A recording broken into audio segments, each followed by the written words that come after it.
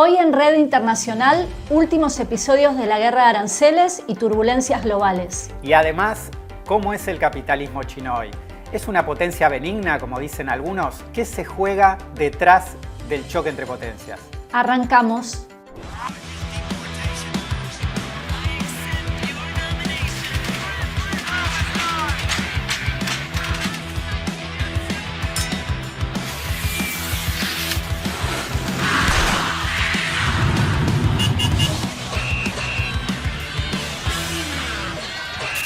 Bienvenidos. Hoy seguimos analizando la guerra de aranceles.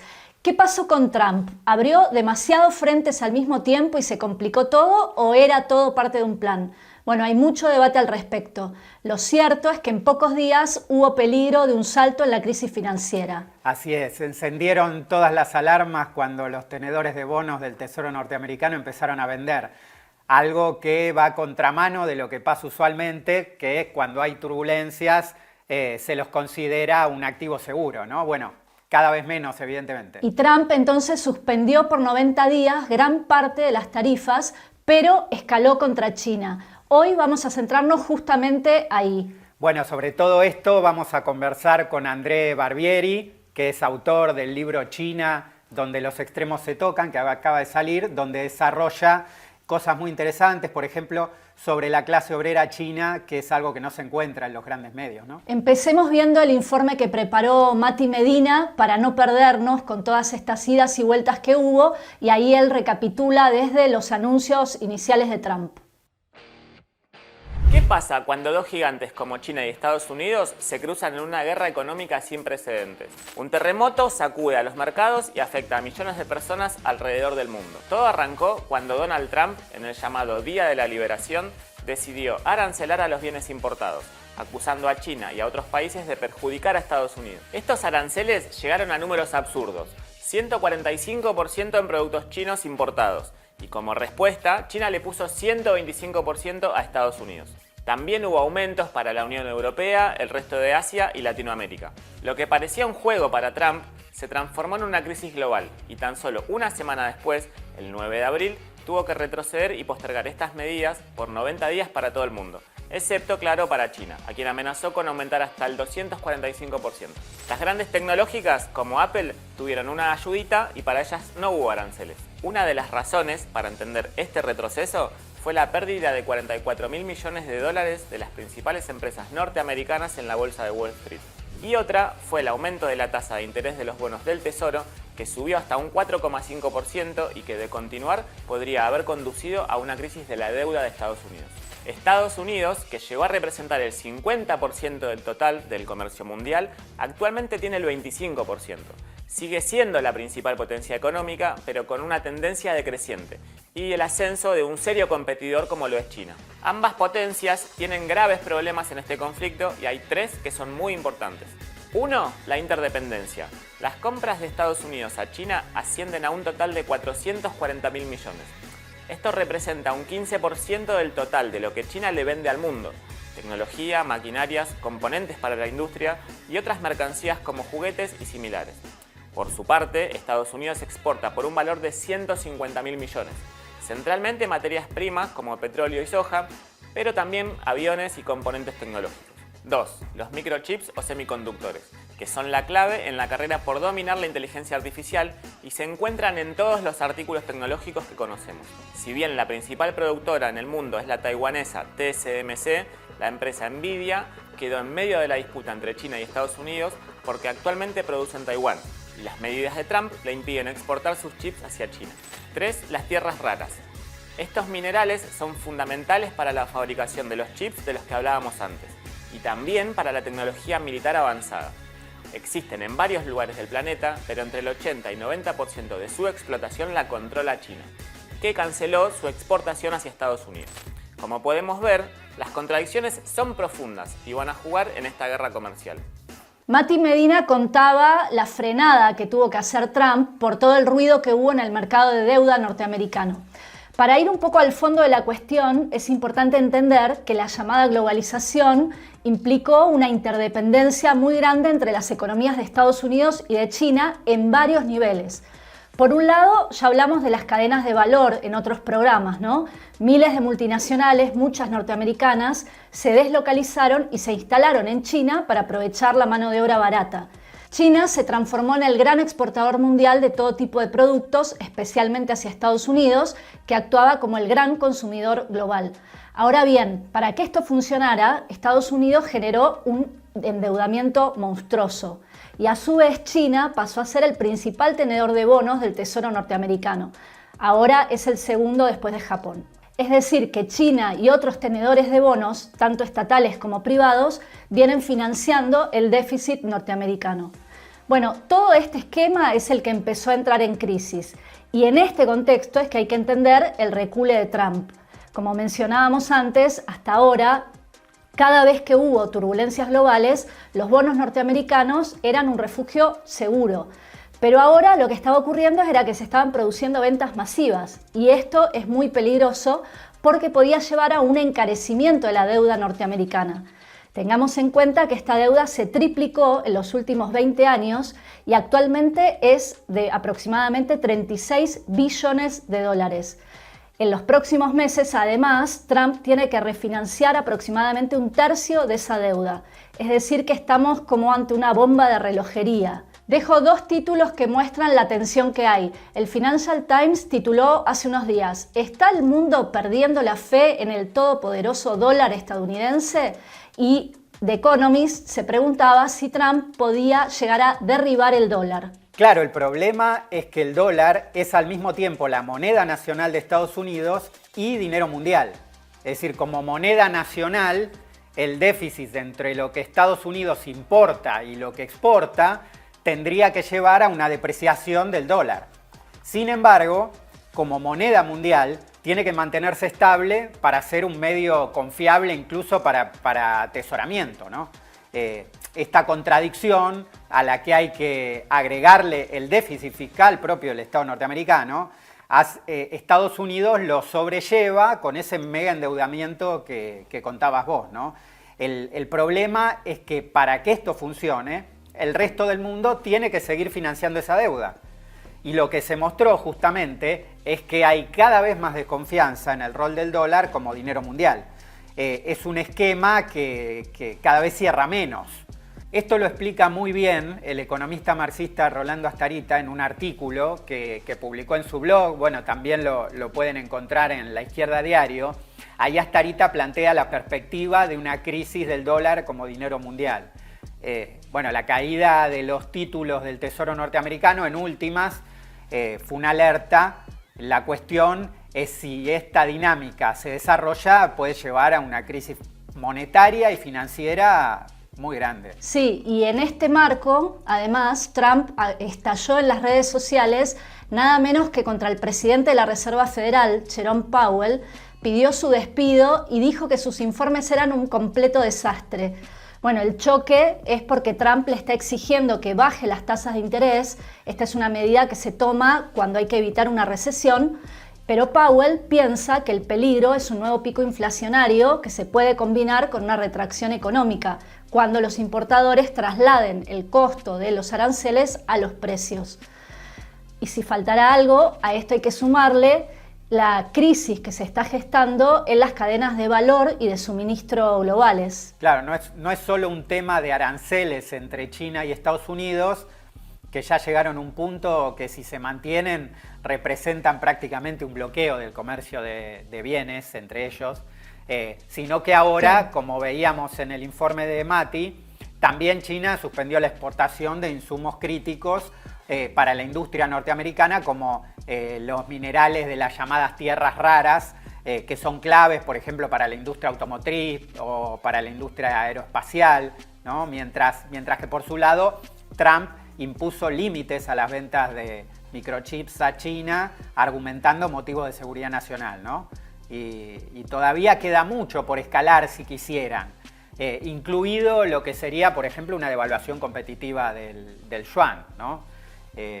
Si avanza este desacoplamiento, ya la Organización Mundial de Comercio estima, por ejemplo, que entre Estados Unidos y China caería más de un 80% del comercio. Y esto plantea otra cuestión, que es cómo se ubican dentro de esta disputa el resto de los países. Esta semana Xi Jinping ya encaró su gira por el sudeste asiático, estuvo por Vietnam, bueno, sigue en Malasia, Camboya, que son países claves porque ahí fue donde se relocalizaron muchas de las industrias que antes tenían como base China y hacen de especie de plataformas exportadoras hacia los Estados Unidos. Estos países quieren negociar con Estados Unidos, obviamente, pero también China quiere ver si puede avanzar por ahí. Lo que se plantea es una disputa mucho más abierta y excluyente por las zonas de influencia. Sí, y en esa disputa también entra Europa. Esta semana el Banco Central Europeo decidió rebajar nuevamente las tasas de interés, ahora en 0,25, un cuarto de punto, hasta el 2,25. Esta es una medida para tratar de evitar un estancamiento de la economía, que bueno, es lo que se espera, ¿no? La Unión Europea dice que está dispuesta a negociar con Trump, pero el panorama es realmente muy incierto. El problema es que Europa, la Unión Europea, tiene un dilema estratégico, digamos, ¿no? Muy difícil de resolver. Actualmente ya tiene un déficit comercial con China, pero ahora lo que tienen miedo es que haya una inundación de productos baratos chinos que van a salir a buscar nuevos mercados. Y si se mantienen los aranceles de Trump, lo que se viene puede ser una gran crisis para la industria europea. En 2024 ya había habido fuertes cruces con China por el tema de los coches eléctricos y los europeos impusieron aranceles bastante altos. Ahora están tratando de negociar con China, pero el problema es que en Europa hay intereses encontrados. Por ejemplo, la Volkswagen alemana, que tiene decenas de fábricas en China, preferiría que se quiten los aranceles, pero eso es algo que no les gusta nada a los franceses. El gobierno español, por ejemplo, está promoviendo un acercamiento con Pekín, mientras que otros tienen muchas más dudas. Y bueno, por otro lado, están los que apuestan directamente por una relación especial con Estados Unidos, como el gobierno laborista británico o la derechista Giorgia Meloni, que viajó a Estados Unidos a reunirse, digamos, cara a cara con Trump. Es decir, que empiezan a aparecer grietas y cada uno tira para su lado. Todo esto además se da en medio de la escalada por el rearme y la crisis de la guerra de Ucrania. Bueno, acá en América Latina la guerra comercial entre Estados Unidos y China va a tener obviamente efectos muy importantes. En lo que va del siglo XXI, China avanzó a pasos agigantados. Hoy en la región tomada de conjunto es la segunda potencia en volumen de comercio después de Estados Unidos. Y para América Latina no es solo el tema de los aranceles, sino el efecto más global del conflicto. Si se desarrollan tendencias recesivas en la economía mundial, América Latina, que exporta muchos commodities, va a sufrir la caída de los precios, ¿no? Del petróleo, la soja, etc. Países ultraendeudados como la Argentina probablemente sufran especialmente las turbulencias financieras internacionales. Y en ese marco las realidades también pueden ser heterogéneas. Por ejemplo, Brasil podría beneficiarse de los aranceles y aumentar sus exportaciones a China. De hecho, esta semana una delegación china visitó Brasil para profundizar lazos comerciales. En el caso de México, que tiene un tratado de libre comercio con Estados Unidos, podría terminar quedando afuera de los aranceles y seguir profundizando su rol de patio trasero de la industria norteamericana. Pero lo que es seguro es que la disputa entre China y Estados Unidos se va a sentir fuerte en la región. Esta semana el secretario del Tesoro, Scott Bessent, estuvo en la Argentina con Milei. Sí, lo vimos que fue a darle apoyo a Milei, ¿no? En un momento clave. Así es, y uno de sus principales planteos fue que el gobierno se tenía que deshacer del swap que tiene con China, ¿no? Para Estados Unidos, América Latina y el Caribe son una especie de laboratorio de su capacidad de control imperialista. Por eso busca fortalecer el eje autoritario militarista que tiene como principal referente al presidente de El Salvador. De hecho, Bukele estuvo estos días en la Casa Blanca, así intercambiando elogios con Trump. que le está mandando inmigrantes para meter en las cárceles salvadoreñas. Y bueno, está el caso de Kilmar Abrego García, que es un escándalo total. Hasta la Corte Suprema yanqui brutal, sí. dijo que lo tenían que repatriar y Trump se niega. Bueno, también esta semana en Ecuador se impuso en el balotaje Daniel Noboa, que es otro proto-Bukele, frente a la correísta Luisa González, que bueno, denunció ahí fraude. Pero bueno, eso es un poco algunas puntas del escenario que se viene. Sí, bueno, y como vos decías antes, el choque entre potencias que se está desplegando tiene efectos globales, ¿no? Pero ahora vamos a poner justamente el foco en China y para eso Guille Stola preparó un informe con algunas claves del gigante asiático para entrar en tema. Si te parece, lo vemos. Dale, vamos. China.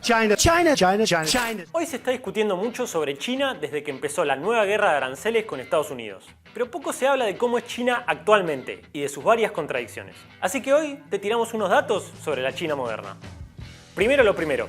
A pesar de que tenga una bandera roja y que el partido gobernante se llame Partido Comunista, China es capitalista. La economía se basa en la obtención de ganancias a partir de la explotación de la fuerza del trabajo. Si eso no es capitalismo, entonces yo ya no sé lo que es. Ahora te mostramos algunos datos. En 2001 se incorporó la Organización Mundial del Comercio, lo que significó un salto en su integración a la economía capitalista mundial, transformándose así en un gran taller de mano de obra barata y en el mayor exportador del mundo. Numerosas multinacionales norteamericanas y europeas se instalaron en China. Entre 2000 y 2020, el Producto Interior Bruto de China se multiplicó casi por 9. Y como proporción del PIB mundial, China pasó del 3% en 2000 a cerca del 18% en 2021. Actualmente es la segunda economía mundial, por detrás de Estados Unidos. Posee activos en cientos de países y es uno de los inversores extranjeros globales más importantes. Desde 2009, China es el mayor fabricante de automóviles del mundo. Por otro lado, quizás viste imágenes de sus ciudades inteligentes, con grandes rascacielos y trenes de alta velocidad, como Chongqing o Shenzhen.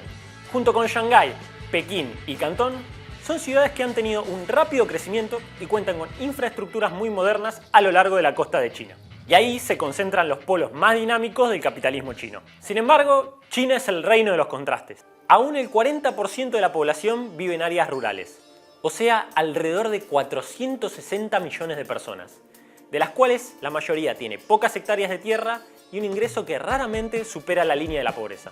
Justamente es por estas condiciones por las que varios deciden marcharse a probar suerte en las ciudades. Más de 300 millones de trabajadores son migrantes internos y trabajan en condiciones de extrema precariedad, casi sin derechos sociales ni seguro de desempleo. Un ejemplo, en 2018 la empresa estatal Tonghua Acero y Hierro anunció que iba a despedir a 25.000 trabajadores como parte de una fusión con una empresa privada. Por la única razón que esto no sucedió fue porque los trabajadores, en un arrebato de bronca, mataron a golpes al director de la empresa y después cortaron las calles cercanas y se enfrentaron contra la policía. Y por otra parte, no se puede negar que China tiene rasgos imperialistas. A nivel interno, mantiene sometido al Tíbet, a quien considera parte de China y le niega la más mínima autonomía a su población. Mientras que en el Turquestán Oriental, o Xinjiang por su nombre en chino, persigue y reprime al pueblo uiguro. Y a nivel externo, China es una de las principales fuentes de inversión extranjera en el continente africano, particularmente en Sudáfrica, Níger, la República Democrática del Congo, Egipto y Costa de Marfil. Además, alrededor del 45% de la deuda externa de los estados africanos son justamente obligaciones con China por inversiones en infraestructura. Es normal también que se le otorgue acceso privilegiado a los capitales chinos para el saqueo de los bienes naturales del continente. Y en Sudamérica, por poner un caso reciente, los capitales chinos son dueños del 60% de las acciones del proyecto de construcción del megapuerto en Chancay, que queda en Perú.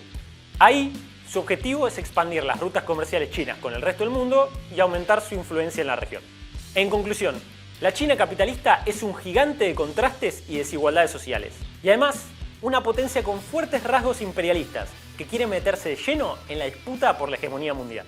Está bueno lo que muestra el informe de Guille del ascenso de China como potencia capitalista, de cómo fue vertiginoso y está lleno de contradicciones, ¿no?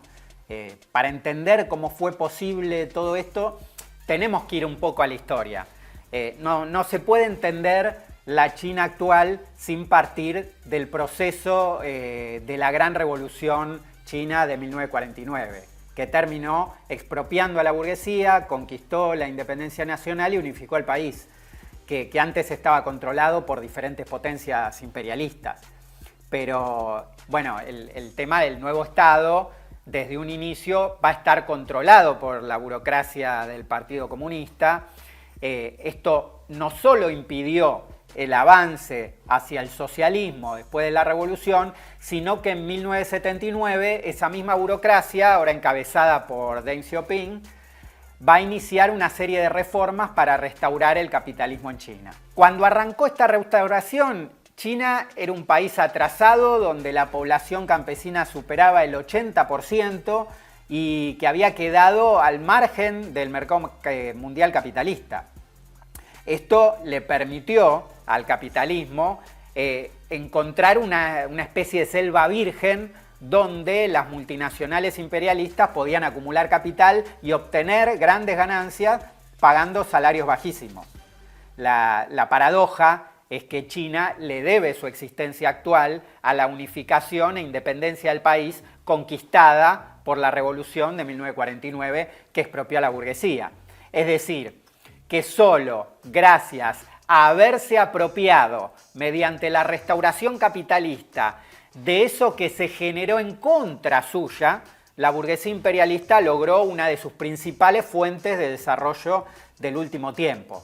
El problema actual es que China ahora dejó de ser esa selva virgen y se transformó en una potencia competidora por los espacios de acumulación a nivel global, y esta es la crisis de fondo detrás de todas estas disputas que estamos viendo, y por eso Trump también quiere patear el tablero, ¿no? Sí, está muy bueno lo que planteabas.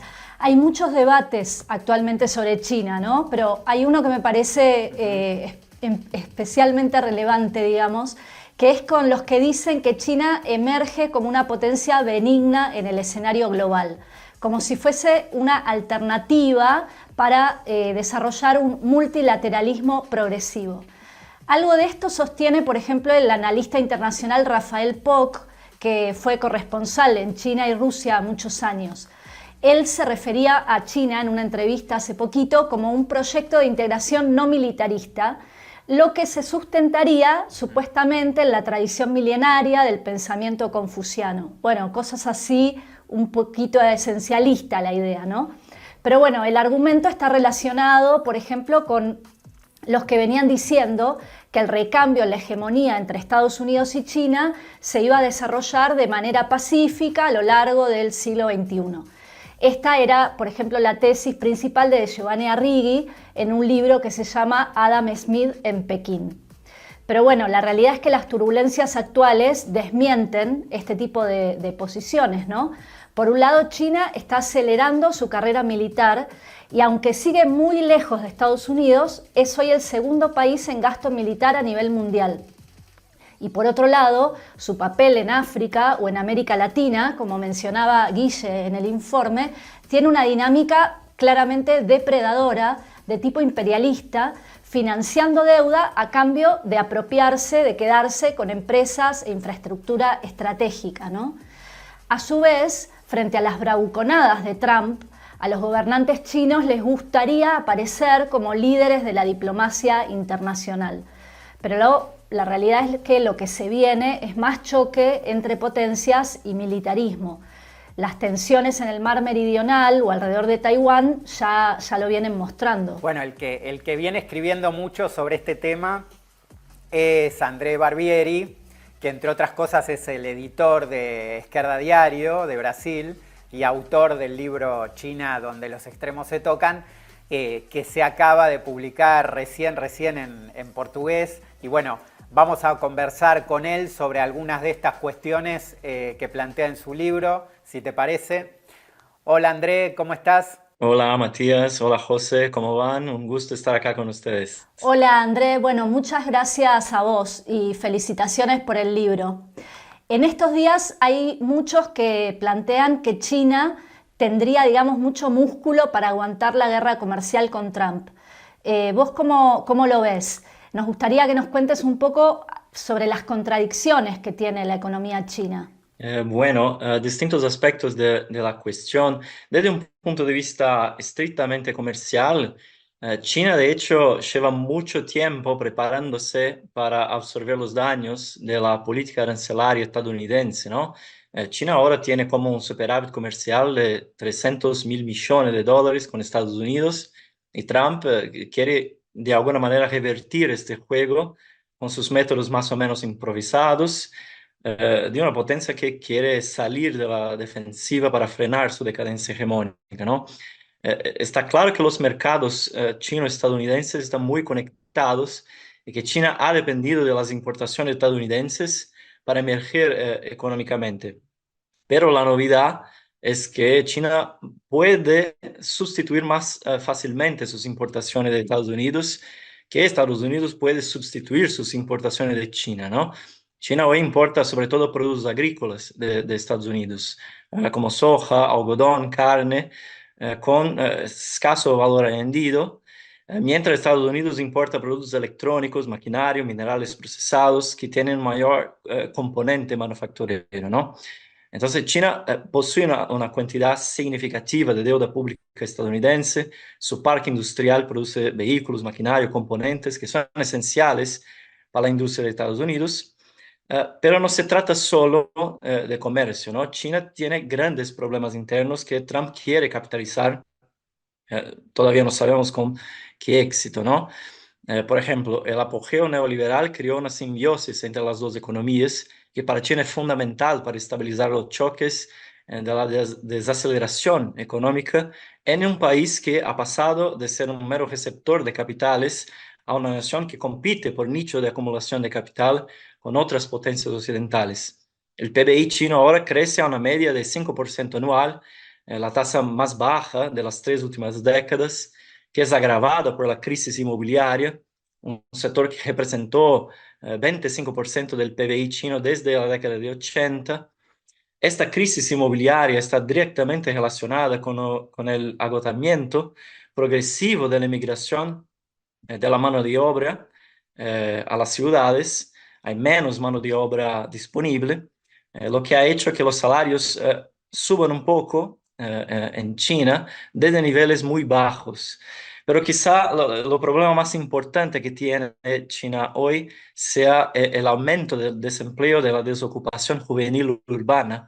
Es más de 20%, lo que está generando mucho descontento. Un enfado que ya existía en la generación más joven como consecuencia de los intensos ritmos de la explotación laboral, ¿no? Incluso China, para resolver sus problemas internos, va a explotar trabajo en otros países de la región, como Vietnam, como Camboya. Entonces, así que será un desafío para el gobierno chino estabilizar el país si las exportaciones caen demasiado, un país que depende estructuralmente de un cierto grado de crecimiento para contener los choques sociales, la lucha de clases, ¿no? Para profundizar un poco esto que decías, en tu libro, ya desde el título, ¿no? Destacás los contrastes que marcan la China actual y para eso retomás la teoría del desarrollo desigual y combinado de León Trotsky. Contanos un poco más sobre esta cuestión, ¿puede ser? Sí, efectivamente en China se encuentran polos extremos del desarrollo económico y social. Por ejemplo, todos pueden ver la superpotencia tecnológica de China hoy, una capacidad importante de innovación, como la producción de baterías de vehículos eléctricos, paneles solares, desarrollo de inteligencia artificial, computación cuántica. Pero al mismo tiempo tenemos en China un campesinato muy pobre que produce con técnicas algo como del siglo XVIII, ¿no? Una población agraria y en gran medida urbana que aún no tiene acceso a los servicios básicos de sanidad y educación, ni ha alcanzado una gente equivalente al salario mínimo, ¿no? De modo que este desarrollo económico y social chino tiene una dinámica muy heterogénea. Es difícil de captar por las estadísticas medias nacionales, ¿no? Por ejemplo, el PBI per cápita pasó de $300 en 1978 para más de $13.000 en 2024, pero varía mucho entre provincias, entre ramas de producción, entre trabajadores nativos o inmigrantes, y ni hablar de la creciente desigualdad entre trabajadores y los capitalistas chinos que se hacen cada vez más ricos, ¿no? Esto tiene que ver con la formación histórica de China, una sociedad agraria económicamente atrasada que estuvo sometida a la colonización imperialista en el siglo XIX, la primera mitad del siglo XX, a la revolución, a la contrarrevolución y a la influencia de las potencias occidentales desde los años 90 que obligaron al país a saltar etapas, ¿no? Cuando Trotsky analiza el desarrollo de los países con capitalismo atrasado, tomó su carácter desigual como punto de partida para establecer estos procesos más básicos de diferenciación.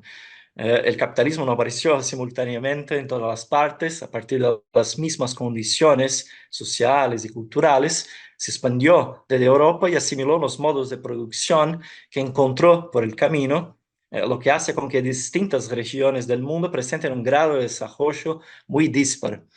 En la era imperialista, esta expansión concentrada integra diferentes características de múltiples países a escala nacional, lo que confiere este aspecto combinado, ¿no? Como dice Trotsky, cuando avalía la sociedad rusa, estamos frente a una aproximación de diferentes etapas o combinación de diferentes fases, ¿no? El amálgama de formas arcaicas con formas modernas.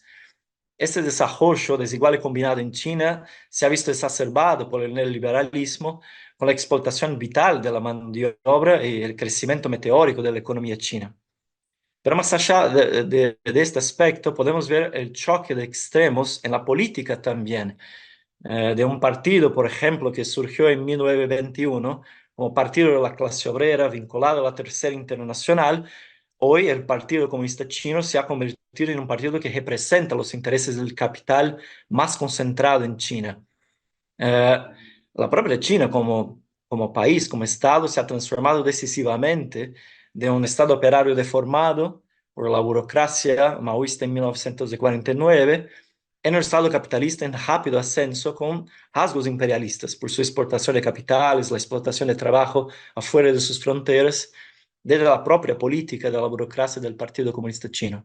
Entonces, esos son aspectos que yo creo interesantes para ver este desarrollo desigual y combinado en múltiples aspectos de la sociedad. En el libro también pones el foco en la clase obrera china y en las múltiples huelgas que hubo en los últimos años y también en el papel que puede jugar a futuro.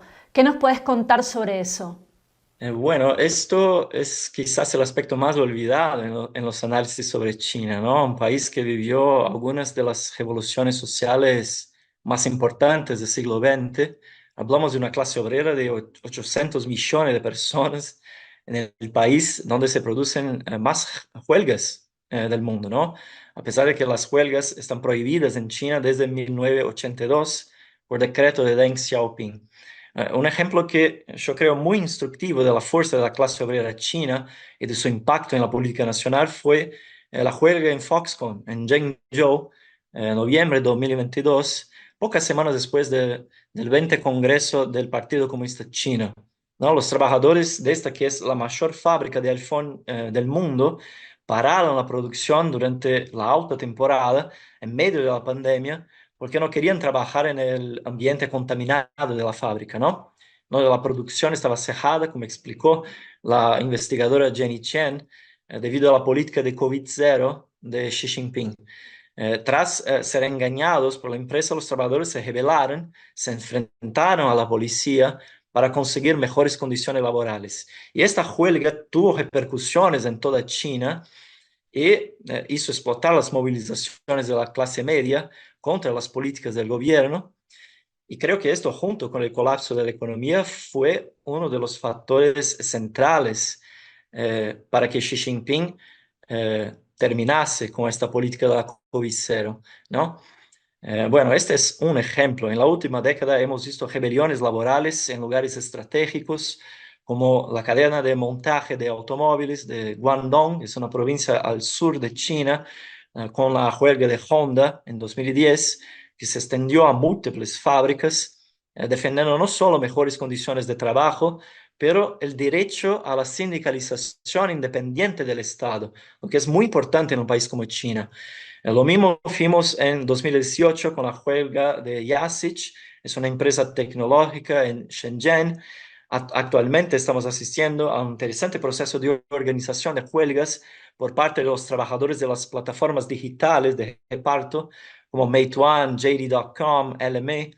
Es un sector creciente de trabajadores precarios que reclaman mejores condiciones laborales en grandes ciudades como Shanghai, como Beijing. Es decir, podríamos hablar de una infinidad de ejemplos que muestran la capacidad potencial de hegemonía de una clase obrera del tamaño de sociedades enteras en Occidente, la capacidad potencial de hegemonía sobre sectores oprimidos en el campo y en la ciudad, las mujeres, los jóvenes, las etnias oprimidas en Xinjiang, en un país que queda precisamente en Asia, donde vemos movilizaciones en Myanmar contra el golpe militar, la huelga de los trabajadores de Samsung en Corea del Sur.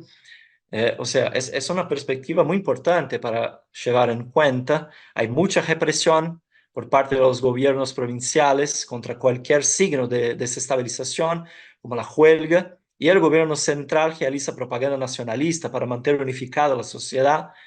Pero eso no impide que el descontentamiento aparezca en la forma de luchas sociales, de huelgas, inclusive reivindicaciones de organización independiente del Estado, ¿no? Lo que es estratégico en China para pensar las posibilidades de organización política revolucionaria al principio clandestina de los trabajadores. Yo, para terminar, recuerdo que Pierre Brouet, en su libro sobre el partido bolchevique, decía que no era casualidad que un partido tan revolucionario se creara en un país autocrático como la Rusia zarista. Y yo creo que la clase obrera china, la clase obrera asiática en general, tiene por eso un papel fundamental que desempeñar para el destino de la humanidad, no esté ligado a las disputas o incluso las guerras entre el imperialismo estadounidense y el capitalismo emergente de China. Totalmente. La verdad, muy bueno todo lo que contás y te vamos a invitar seguro a otros programas para seguir conversando sobre estos temas. Muchas gracias de nuevo, André. Gracias, André. Hasta la próxima. Bueno, un lujo haber tenido a André para charlar sobre China. Y retomando algunas cosas que él planteaba sobre el final, destacaría la idea de que ni el neoliberalismo globalista ni el proteccionismo a lo Trump son una salida para la mayoría del pueblo trabajador. Ambos son proyectos capitalistas que van contra las condiciones de vida de las grandes mayorías. En Estados Unidos, burocracias sindicales como por ejemplo la automotriz apoyan los aranceles de Trump con la expectativa de que se creen nuevos puestos de trabajo. Y aunque dicen que van a mantener una línea de enfrentamiento con los empresarios, cuando apelan esa idea de defensa de la industria nacional, terminan subordinando a la clase trabajadora detrás de esas mismas patronales. Este tema lo vienen debatiendo bastante los compañeros de Left Voice en Estados Unidos, así que recomiendo que lo vean en su web. Y por otro lado, hace unas semanas lo que vimos fueron movilizaciones masivas de cientos de miles en más de 1000 ciudades de todo Estados Unidos. Esto era el movimiento Hands Off, manos afuera, que planteó demandas, por ejemplo, contra los recortes, contra los despidos de Elon Musk, contra las deportaciones y otras medidas muy repudiadas de Trump. Aunque es cierto que los demócratas se ocuparon de que aparezca lo menos posible la cuestión palestina. Pero bueno, la juventud solidaria con Palestina sigue estando ahí y con mucho peso en las universidades. Por eso, justamente, Trump está atacando con todo a las universidades. Y esto se vio estos días, por ejemplo, en el enfrentamiento contra la Universidad de Harvard. Ahora bien, volviendo, si hay recesión o si hay inflación, esto significa despidos, caída salarial, recorte a los servicios públicos, así que seguramente vamos a ver nuevos capítulos de todo esto. Acá, obviamente, no se trata de elegir entre globalismo o proteccionismo, sino de los intereses de la clase trabajadora y de los pueblos oprimidos por el imperialismo. Sí, por lo que decías de la globalización, el otro día leí una nota en el Financial Times de Yuval Noah Harari, donde contraponía el mundo ideal de Trump, donde los países están separados por altos muros, digamos, de todo tipo, al potencial de una supuesta cooperación entre potencias capitalistas, ¿no? Y esto último ya lo vimos durante los últimos 30 años a lo que lleva. El problema es que un sistema que se organiza en función de las ganancias es contradictorio con otra cooperación que es la que hace a la potencia de la cooperación de la clase trabajadora, ¿no? Marx decía que la fuerza de la cooperación del trabajo colectivo, es decir, de los trabajadores reunidos y coordinados, no se limita a potenciar la fuerza productiva individual, sino que crea una fuerza productiva nueva, ¿no? Esta fuerza hoy tiene una escala que no vimos nunca antes en la historia, no solo a nivel de una fábrica, sino a escala regional y global. Esto lo muestran las propias cadenas de valor globales, que hacen tan difícil determinar quién se perjudica con tal o cual arancel, porque para fabricar algo tan común como un celular intervienen cientos de miles de trabajadores de diferentes países. El problema es que bajo el capitalismo esta cooperación se nos aparece como una fuerza ajena, como los capitalistas son los dueños de las fábricas, de las máquinas, de los medios de producción en general. La cooperación aparece como un atributo del capitalista que reúne a los trabajadores y los puede dirigir despóticamente, ¿no? Otro tanto pasa con lo que Marx llamaba el general intellect o conocimiento social general, que está contenido en todo lo que es el desarrollo técnico-científico acumulado por la humanidad. Que no lo crean, les cuento un secreto, que no lo crean ni Elon Musk ni Bill Gates, sino legiones de científicos, técnicos y trabajadores. Lo que hacen los capitalistas, junto con sus estados, es luchar por quien se lo apropia y lo moldea para mejorar sus ganancias, ¿no? Entonces, hoy estos avances de la técnica y la cooperación del trabajo, si son arrancados del mando del capital y resignificados también, para que esta cooperación no sea alienante como lo es bajo el capitalismo, permitiría reducir al mínimo el tiempo de trabajo necesario que todos y todas invertimos en producir y reproducir nuestras propias condiciones de existencia. Este es uno de los grandes fundamentos de la perspectiva socialista, pero bueno, para los capitalistas esto es un botín de guerra, como se ve hoy, ¿no? Y en últimas, acá está una de las peleas de fondo, ¿no? Sí, muy bueno esta reflexión final, y en un sentido la crisis puede hacer que se caiga un poco el velo de esa explotación capitalista a nivel global. Pero bueno, ahora llegamos ya al final del programa y nos despedimos hasta dentro de 15 días, como siempre pidiendo que compartan, que difundan, que den likes, que pongan muchos comentarios ahí en el YouTube para que se vea más. Y bueno, agradeciendo a todos los que están en el equipo de producción. Nos vemos en 15 días. Hasta la próxima.